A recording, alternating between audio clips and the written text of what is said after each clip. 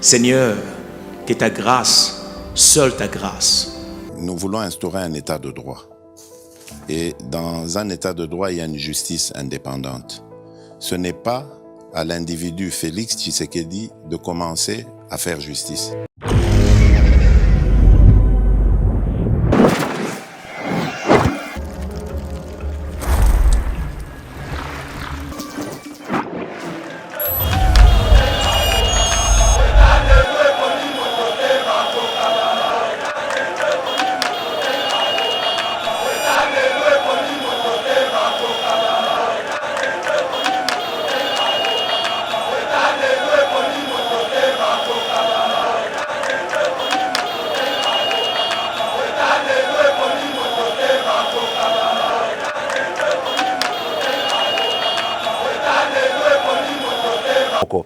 Toto fana na katamboka na biso aventurier politicien moko.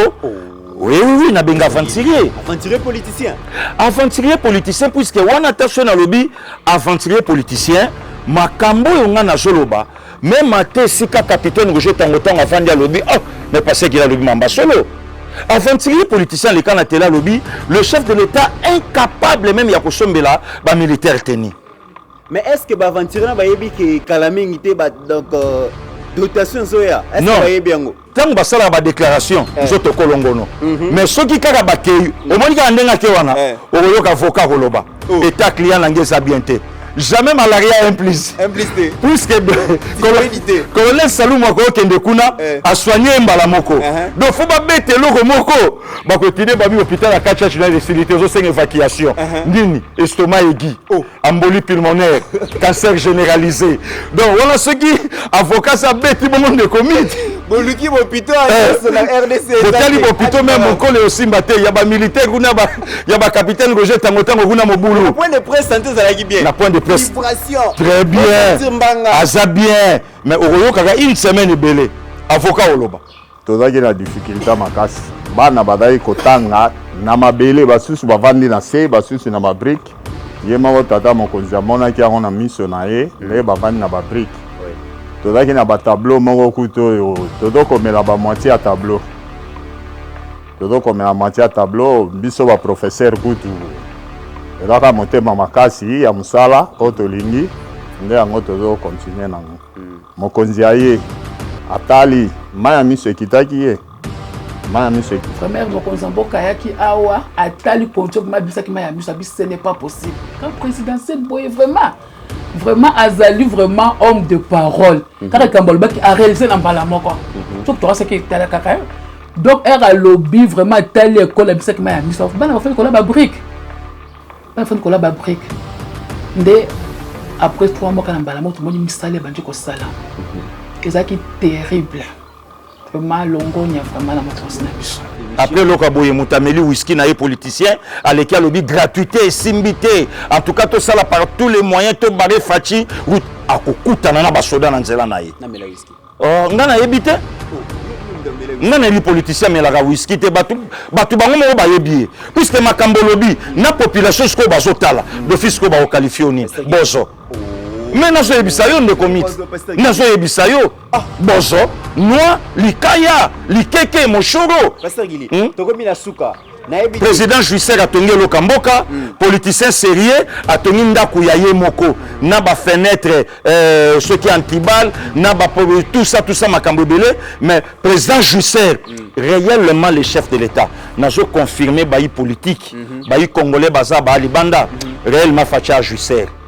Mais avantage ya jouissance à Fachi, ba Congolais ba vivre jouisseur aussi et mokonzasa nango pe naro ya mboka na bango. Question suka bana mboka toza bongo na camp colonel Tchachi après hôpital toye bongo na école to visiter école primaire na secondaire toza awa to pesi merci na colonel Modeste Panga Mwamba to pesi merci na major Adelar Anga, to pesi merci na capitaine Roger Tangotango.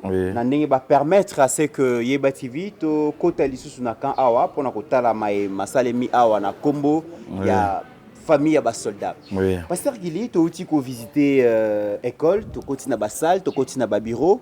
oyokipe ba personnel ndenge balobi bato bazali kolobaki mokonzi ya mboka asali nanu eloko moko te pona ba soldat azana vision moko te pona armée mais na komona makambo mazo salema awa touti na hôpital toye na école condition oyo école ezalaki avant que Félix a comme président de la République nandenga comme président nandenga tongi a équipé malobani no koza nango pona bato bazo kanisa que le chef de l'État ne fait rien pour l'armée.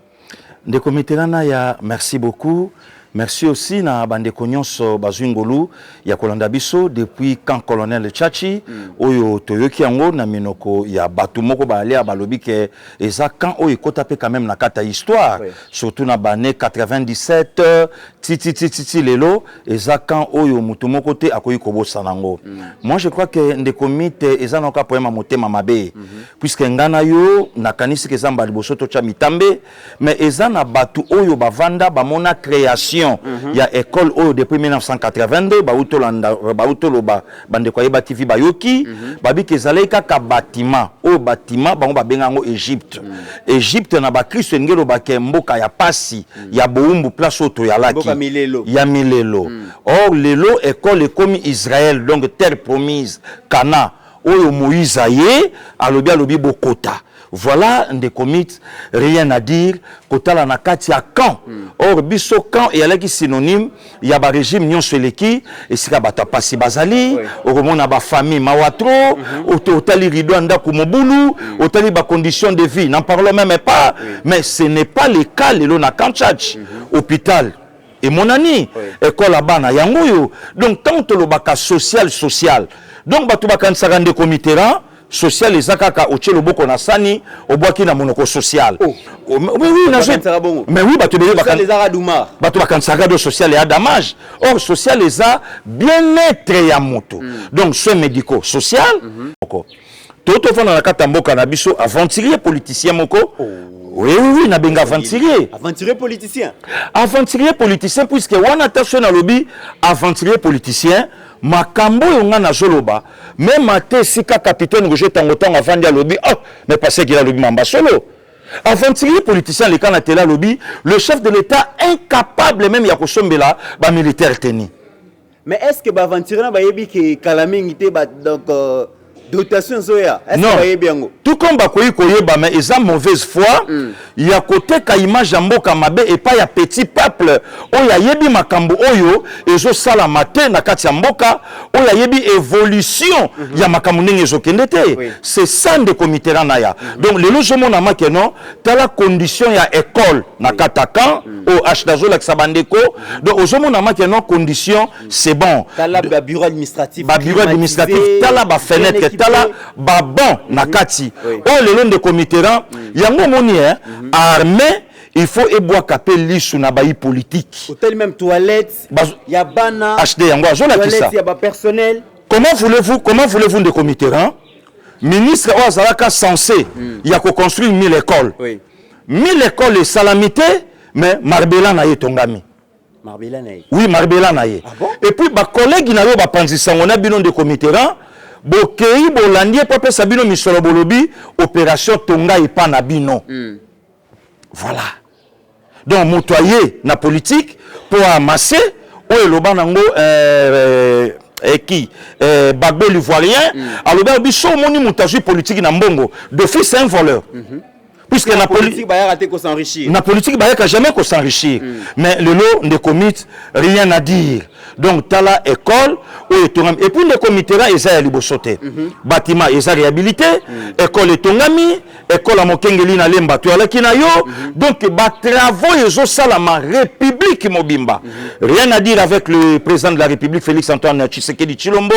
maximum de respect na la distinguée première dame Maman Denise Nyakero oyo monique ba réhabilitation il y a hôpital à Badolite il y a Gemena il y a Bwende donc ozomona makeno le couple travaille le couple au service de sa population voilà le comité ranaya mesdames et messieurs tokomi na suka balobi on école là ba accident circulation malé ko salima entre ba personnel enseignant na ba élève toilette moko kaka na bana na ba enseignant ba kota ka place moko tala ba accident Boko kende retrait bana baza 500 boko kende retrait bana ba ozonga 200 300 300 zela bakei et banité. Clôture à la quitté. Clôture à la quitté, il n'y avait rien de comité. 500 mais 500 fois 4.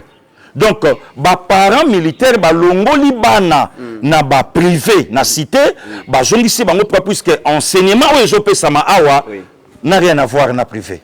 Mesdames et messieurs, nous sommes arrivés à la fin de cette émission. Après le Kaboye Moutameli whisky na politicien, à lequel lobby gratuité et simbité. En tout cas, tout ça là par tous les moyens, tout barré fachi route à kokuta na ba soda na nzela na ye. Na mela whisky. Oh, ngana yebite? Oh, ngana li politicien mais la whisky te batu bango mo ba yebi. Puisque makambo lobby na population sko bazotala, d'office ko ba qualifier ni. Bozo.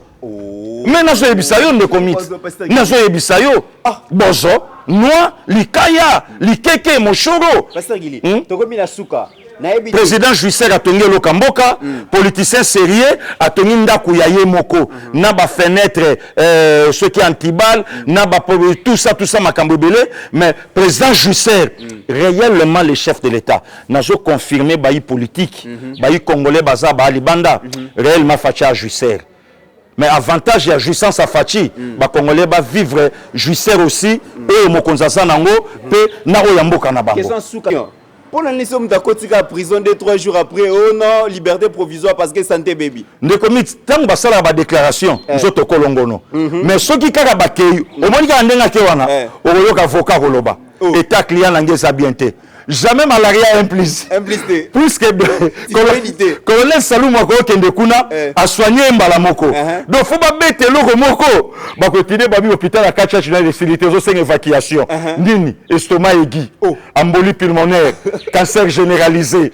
Donc voilà ce qui avocat ça bête bon monde de commis.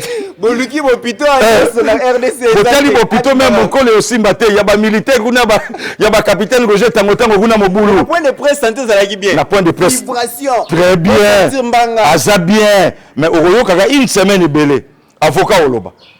Maladie santé baby. Santé baby. Ambolio Bomaka Papexien, père chef de l'État. Yangwani Rosachenom à 40 ans. Mesdames et messieurs, nous sommes à la fin de cette émission. Bolanda, donc témoignage à personnel enseignant à Awa, Boutalape, comment est-ce que ça les alliés, Babiro na bango les alliés. Merci beaucoup na Steve Koné, accompagné na collègue. Oui, collègue Nabiso Moussala, Mike Chiswaka. Portez-vous bien car chaque jour. Au Bossani, capitaine France, hein? Capitaine France. Oui, oui. Soda Poto. Soda Poto. Merci beaucoup aussi na accès Tozui et pas ya colonel Mike Moussisi, puisque contrôle à Mabélé naye. Nous avons vraiment battu la. Et puis il y a donc capitaine Roger Tango. Oui. Mais oui, quand tu as soda bogar, c'est belé. Bisoko tutoyeba soda hôtel mais soda poto to bisoko tutoyeba ka armée aleka ka yo yaka wa bololé mais hôtel armée lelo mais osotu no lobi mais armée zala neni yo yaka wa lungbawa bololé mais lelo hôtel bololé comme na monoko politicien moi bomoto et vandi siko na mapinga ekolo. Voilà mesdames et messieurs dans Tiki Bide Bolanda donc on est Steve Konazota musa caméra na école des Abongo. Merci beaucoup. Voilà, Cap Moula Jangoyi, to monio awana kanchachi na école, yoza parmi ba fondateurs, parmi bateau ba yebi historique ya école yo. Oui. Tele biso non banda non ndeni pour le loba babeta solo ya école za na kanchachi. Bon, école e bandaki esika lelo za messe des officiers. Na 1982 le 26 février. Ndekolo e banda. En 1982, si que ça messe des officiers lelo et dans la cantine troupe. Nde to banda ki yango wana bana bazo yaka ke délai. Yango wana omoni ke to senga ki na général Nzimbi. Atongela biso bâtiment. Nda salela biso bâtiment o to do benga ngo lelo Égypte, lelo to koti na kati ya Israël. Oh. Ah. Kune da ke Égypte, Pharaon da ko nyonga biso na ndenga lisekite. Na ngo Pharaon. Ah, talaka mokili yango. Te mais bat bayibi Pharaon te bat baolanda yeba TV bayibi Pharaon te. Biso toza tangu toza ikune eza penda Égypte ya mobimba. Pharaon ezaki bato bazaki ko encadrer biso oyo uti koleka lobi yango. Mais na ebandeli tozaki bien équipé. Maréchal na général Nzimbi bazaki ko pesa biso mo prime na biso ration malade santé daki 100%. Yango tozo senga na mbala oyo pe bazongisa Tango tongi awa, toye awa, tozaki pe la mituka. Baya mécanique automobile mituka ezalaki électronique, bas option misusu nde uti kokufa ezalaki charpenterie ezalaki, menuiserie ezalaki, soudure ezalaki. Tokabolaki bana basi oyo bakosala secrétariat na couture totiaki bango pembeni. Nde tokendeki na bango na maternelle. Kuna na maternelle nde kosala lycée Tchatchi. Nde bandaki kuna. Ok. Mais betela biso avant mokonzi mboka actuel président Félix aya kotonga ba bâtiment mususu a réhabilité betela biso no lisolo a ezalaki ndenge école ezalaki ndenge bana ya soldat ba bane kotanga ndenge na kancha. En tout cas tozaki na difficulté makasi. Bana badai kotanga na mabele basusu bavandi na se basusu na mabrique. Yema ko tata mokonzi amonaki yango na miso na ye le bavandi na babrique. Oui. Tozaki na ba tableau moko kuto todo komela ba moitié ya tableau. Todo komela moitié ya tableau biso ba professeur kutu. Ezaka motema makasi ya musala ko tolingi nde yango todo continuer nango. Mokonzi aye atali maya miso ekitaki ye. Maya miso ayebisi biso tozela akosala aotongela biso école. Tovandeli je crois ba 2 mois misala mbala moko ebandi. Nda tongeli biso oya sika, oya eza ya sika. A réhabilité pe oya kala. Toye kozwa pe bandeko musu ba nouvelles unités ba ekoya ti lelo ba mécaniser te. Tozana ba arrêté oya sengeli ba bimisela biso oya primaire na biso ya humanité. Jusqu'à présent. Responsabilité wana bozo attribué wana nani? Na ministre. Ministre nani? Ministre son excellence Tony Mwaba na son excellence ministre provincial Mbutamutu. Donc excellence Tony Mwaba yebati vite zabon na Kanchachi ba enseignant bazali kolela ba lobi ba nouvelle unité baza mécanisé té alors que bazali ko travailler awa na moi mboule belé. Donc j'espère que yebati vezali parmi ba chaîne oyo ba konzi ba yokaka et puis Tony Mwaba azali koyoka. Nous espérons que Malobana Bino est au Komepanaye. Monsieur Wani Sadi Patrick, bonjour. Bonjour, monsieur le journaliste. Je rappelle que vous êtes intendant à ITP Tchatchi. Oui. Alors, Betela Bisso du solo quand même, il y a ITP Tchatchi. Oui, ITP Tchatchi. Tout à fait. ITP Tchatchi, moi je suis arrivé à l'ITP Tchatchi en 2012 plutôt, pardon. En 2012, on m'a nommé intendant ici. Lorsque je suis venu ici, j'avais trouvé cette école pas assez ça d'ici. C'est-à-dire, nous étions comme en Égypte. C'est en Égypte. C'était une école vraiment presque délabrée. Les enfants n'étudiaient pas dans de bonnes conditions. Je les ai trouvés par terre. Les enfants militaires, vous imaginez, dans un camp militaire, festoyés au sol, par terre.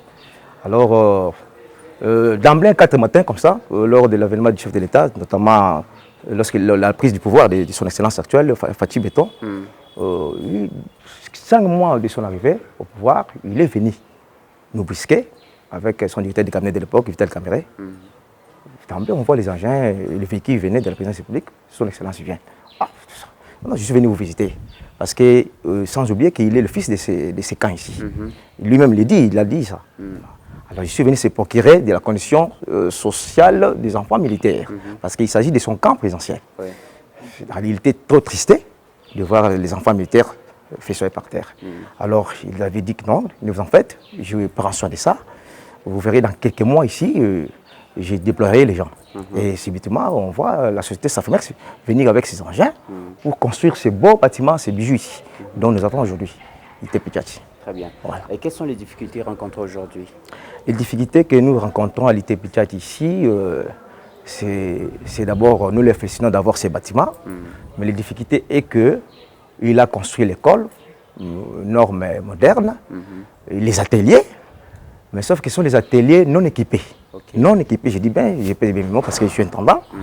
Des beaux ateliers bien construits, mais non équipés, dont nous demandons à son excellence, le président de la République, veillez nous équiper les ateliers, parce que c'est une école technique.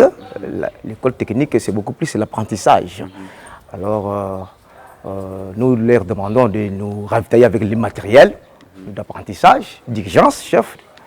Et puis, Le problème que nous avons aussi, le problème de mécanisation de nouvelles unités. Oui. Les nouvelles unités demeurent impayées jusqu'à aujourd'hui. Ça fait combien d'années? En tout cas, pratiquement une dizaine d'années. Une dizaine d'années. Il y a de ceux-là qui ont fait une dizaine d'années ici. Ils travaillent joyeusement avec le patriotisme, mais ils demeurent impayés. C'est, j'ai dit au chef d'État de faire pression à son excellence ministre de l'Éducation. Mais qu'est-ce qu'ils font pour survivre? Ça fait 10 ans oui. qu'ils sont impayés, ils sont non mécanisés. Voilà. Ils vivent comment? Est-ce qu'il y a des primes spécifiques? Certainement, les enfants militaires payent quelque chose à la caisse de l'école, dont nous comptabilisons ça moyennant les mois. Et c'est ce qui est là, c'est le paie là que nous donnons aux nouvelles unités. Mais ce n'est pas suffisant. Pas suffisant. Mais comment est-ce que vous faites pour entretenir aussi les bâtiments et d'autres matériels? Oui, il y a aussi un petit frais là, que l'hôtel de ville avait fixé, le frais d'entretien. Ouais. C'est avec ça que nous essayons d'entretenir l'école. Vous essayez? Nous essayons. Pourquoi ça? Parce que le montant est trop petit. Nous demandons le ravitaillement encore, c'est-à-dire d'autres secours financiers, notamment le président de la République. Parce que nous sommes au camp présidentiel. Merci beaucoup, M. Patrick. Merci beaucoup, M. le journaliste. D'accord.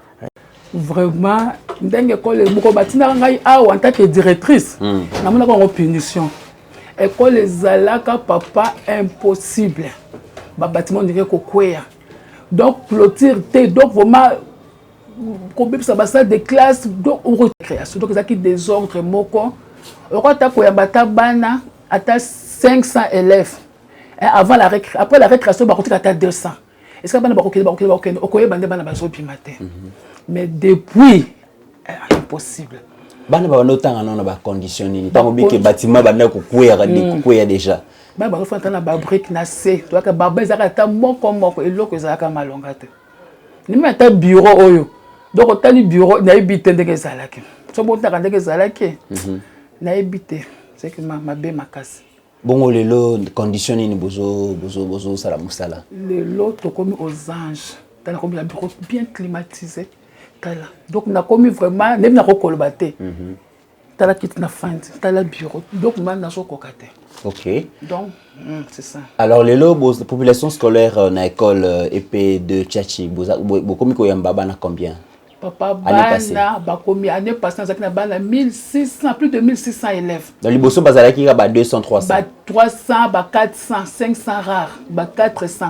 Bana ba komi vraiment moko to komi na kokima inscription ko komi saban to ko chabana to komi kokima ko komi saban mais c'est ko la basoda to ko boya bana basoda te exactement to ko boya bana basoda mutation ezali par-ci ba goma ba bazoya par-ci par là c'est ça ndenge to bolongo la population scolaire il y a 400 beaucoup na ba 1500 1600 et quelques ma voisine na ba même taba 2000 to komi belé makasi vraiment bana basé belé sikoyo na salle de classe baza combien bana na ba salle de classe ba ko data ba 100 bana ba 100 bazali ba 117 mais bana ba 80 donc bana bazali belé bana bazali belé to mokonzi mboka tango ye a visiter atali condition bana ba soldat alobi ba koyi kota na condition boyete vraiment mokonzi mboka yaki awa atali condition ma bisaki ma ya miso abi ce n'est pas possible quand présidentiel boye vraiment azali vraiment homme de parole car Kambolba qui a réalisé dans balamoko tout toi ce qui est à la kaka donc era lobby vraiment telle école bi ça ma miso bana fa ko la ba brique bana fa ko la ba brique ndé après 3 mois quand balamoko tout le monde m'installer bandi ko salam ezaki terrible vraiment longonya vraiment na mokonzi na biso ba matière didactique pezali donc nyonso oyo école esengeli zala nango lelo na EPD de Tchatchi boza nango ba matériel didactique ezali ndambu kaka mais ça vraiment ibele pensate hein quand même ezali ka mwandam to remercier d'abord le Dieu le Père oyo a permettre ete papa na biso Félix Tshisekedi aya na tete ya mboka oyo to remercier d'abord et puis to remercier le bon Dieu komona ba action oyo aza kosala eza esengo kotala capacité ya école ndenge ya tongeli bana et puis toza à d'une bonne condition to remercier d'abord Nzambe na oyo nyonso eza koleka école liboso ezalaki boyete ezalaki soki batindi ba chef d'état na babandaki kolinga te mais tango asali mosala oyo elakisi kaka na bonne foi ya ko soutenir mboka na biso ko soutenir yemo ko mwana mboka ko soutenir gratuité pe ko soutenir éducation na mboka na biso. En tout cas, c'est une bonne idée. Il y a kotogela biso école ndenge tozali. Bon, awa bozana bana combien années passées donc na population scolaire zala combien pour l'ensemble ya école primaire. Na population scolaire kotala ndenge la saki gratuité papa eza facilité. Eza na bana belé bazala ki na cité babandaki kotanga te. Mais tango gratuité koti je pense awa toza déjà année passée to 6 qui déjà na ba 1800 1900 toke boutique aussi ça na suka to suki na ba 1800 et quelques élèves aussi ici na bango. Cette année aussi par classe 100 80 90 okoki ko imaginer te. Pour na bana en tout cas toza na bana belé et si ka kutu pe ya kutia ba msusu ezate o toke boutique to komi na limite to lobi to ko inscrire surtout parce que bana ba lekebe. Mais avant population scolaire bazala qui combien avant que président Félix Atonga a réhabilité. Avant président Félix Atonga tozala qui au moins na ba 500 ba 600 mingi bakendaki na ba privé quoi. Okay. Mais tango papa Félix Atongili biso école bana ba kimi ba privé pour être moyen ya kofuta penser ça là qui te pe balandi tango ba moni bijoux pe balandi ba ye en tout cas bana ba mati même fois 3 fois 4 même. OK. Tozana bana vraiment, tozana bana belé et puis félicitations, bravo. Que Dieu le Père a continué. Et puis tout le monde a livre, tout le monde a matériel didactique. Et ça permettre bien beau temps ça quand même dans meilleures conditions. Dans un monde un peu bureau on a climatisé, ça vous permet autant de travailler dans de meilleures conditions. Et ça permettre bien de travailler dans de meilleures conditions parce que tous on a des documents ali ou tous on évoluer dans très bien. Tous on a été améliorer le sous-souplice, améliorer le sous-souplice na OUDG c'est ça les mi pe na oboza ko mona ndenge boza ko filmer. Merci beaucoup, monsieur le directeur adjoint. Merci, c'est moi qui je veux vous remercier. Merci. Bonjour. Yo nous allons responsable donc chef d'établissement Awa. Oui. Oui, kobete la biso lisolo dans quelles conditions ba élève ba tangaka Awa na institut technique professionnel Tchatchi. Oui. Bah élève dans de bonnes conditions. Je pense que bomoni ba salle de classe, bomoni ba banc, ba tableau. Donc, infrastructure normale, donc l'élève va aller bien. Difficulté, tous en ango mingi, il y a un atelier. Donc, tisiko atelier na biso ezali nano un peu pauvre, mais l'élève va aller parce que tu déplaces à bango pour qu'il nous séance à travers l'atelier, misusu, na ba o ndambu tous en ango, ça comme moi pratique na bango. Mais ezali suffisante. Tu es dit que chef de l'État a promis à Kibiso arriver à l'atelier, je crois, dans les jours qui viennent. Tout le matériel, Nabilo comme sous Koya. Tout ça qu'on remercie déjà, na Oya Sali pour na bâtiment, pour na matériel. Donc nous au moins tout venir na bureau, il y a ba kit, ba armoire. Et ça grâce à effort et à chef de l'État d'être aux alliés parce qu'auparavant bureau ezalaki boyete. Bureau ezalaki ndenge.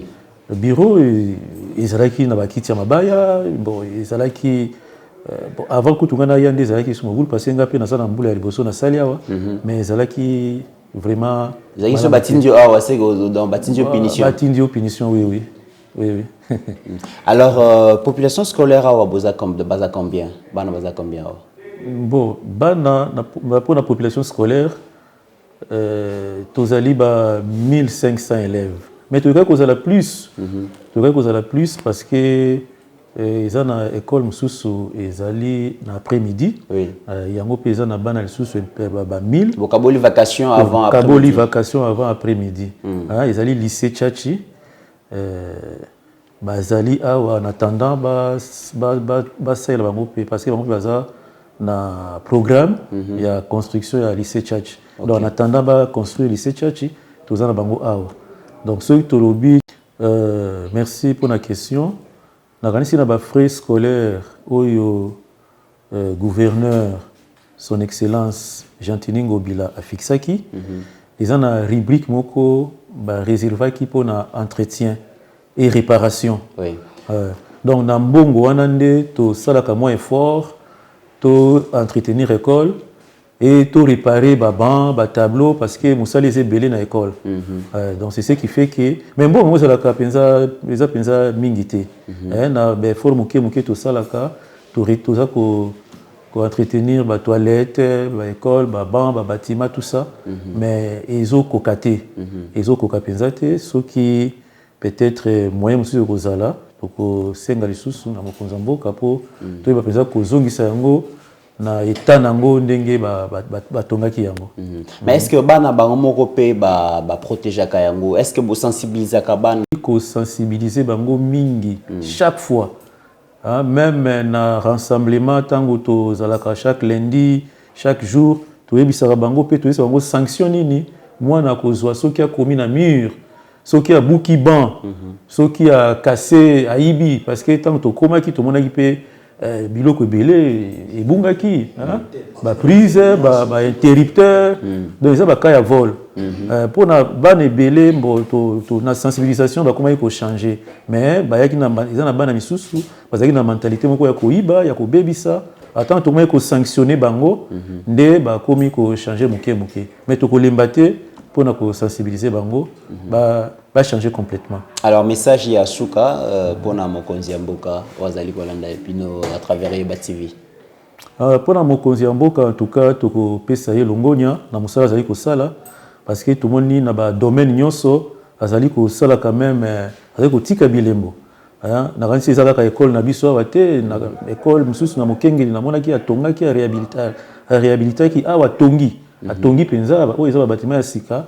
Donc, ils ont dit c'est quitté comme l'école primaire, Tito Komiawa, le président de la République a dit que tonga école ya monene boye et ils ont dit nous avons pas pesa to kokumisa mingi na ba action zali ko sala ils ont pris dans cadre d'éducation ils ont même na santé na bisike belé to dit comment na ba œuvre naé donc to ko senga merci pe a continuer kaka pona surtout pour l'éducation et ya bana na biso et aux alamingi malamu a continuer sous kosala ba œuvre même bisika misusu donc to sengi penza merci akoba kosala mosala na ye malamu na bosa na question mo ka curiosité na ba administratif est-ce que bato yonso ba sala biso to zali ba civil net to sala mosala na kamba benga biso ba personnel civil ba persi mingi en tout cas to za ba civil pour to sala mosala OK habiter ceux qui ba soda ba zapikat na biso ka donc tout ça va civil. À civil. C'est facile à cohabiter na ba soldats. Oui, tout ça cohabiter na bango bien. Intimidation ça la raté. Exact parce que tout ça na mokonzi wa tala kapé biso na école o to benga ka T5 mon colonel azali ceux qui problème ezali to sera naé to sera ba solution même ceux qui problème ezali na camp tout ça na commandement du camp to comme kuna to yebisi a utinda ba soda ba check calme donc pour na wana problème ça na entre bon même ba soda bazawana donc c'est pour dire que tout ça na bango malamu bana pe ba intimidara bino te ko opinion ngati na za mwana soldat ils ont akaté biloko wana ils ont akaté mais ba maîtriser ka bango kaka OK ba kei na ye ba msusu na commandement du camp to biso moko to punir ye. OK merci beaucoup monsieur le préfet. Merci beaucoup. Seigneur, que ta grâce, seule ta grâce. Nous voulons instaurer un état de droit. Et dans un état de droit, il y a une justice indépendante. Ce n'est pas à l'individu Félix Tshisekedi de commencer à faire justice.